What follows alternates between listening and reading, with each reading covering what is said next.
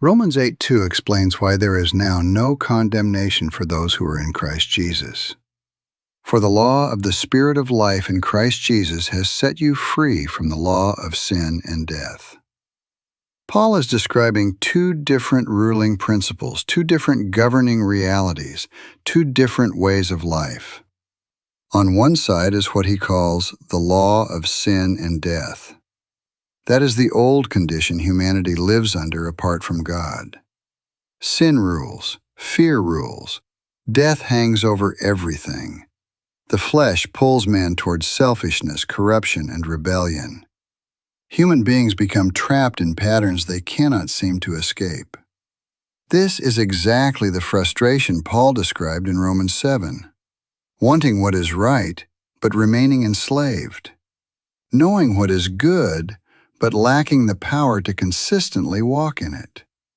Being dragged back down by sin, fear, weakness, selfishness, and death. That is the law of sin and death. Not merely guilt, but bondage. Not merely bad behavior, but a whole distorted condition of life. Then Paul says something revolutionary.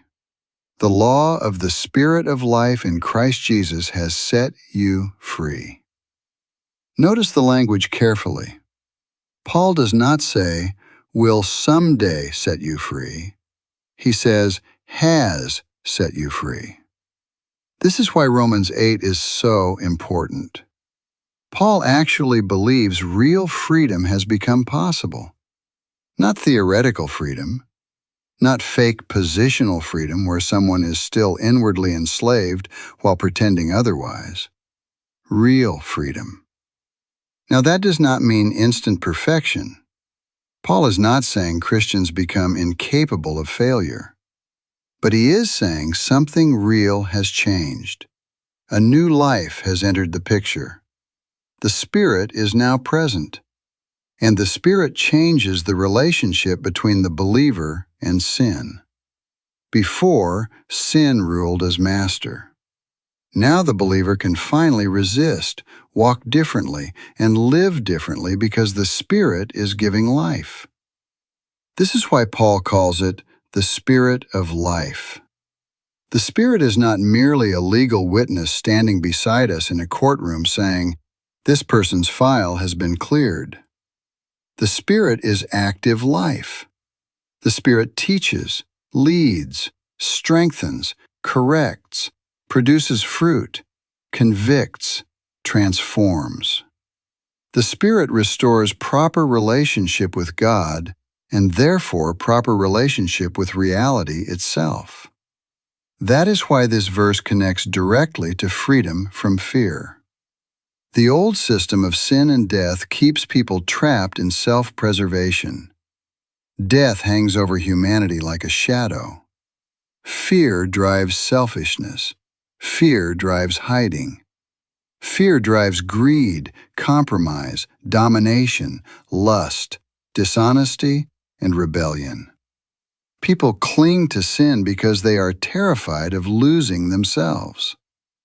But Christ passes through death itself and rises again.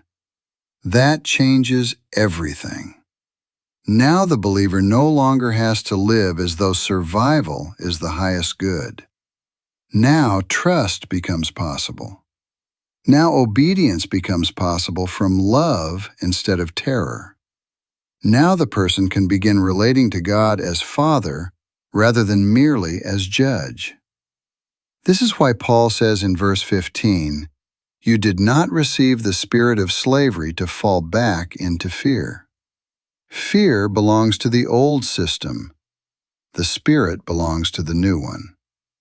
The law of sin and death says, "Protect yourself at all costs." The Spirit of life says, "You can trust the Father." That is real freedom.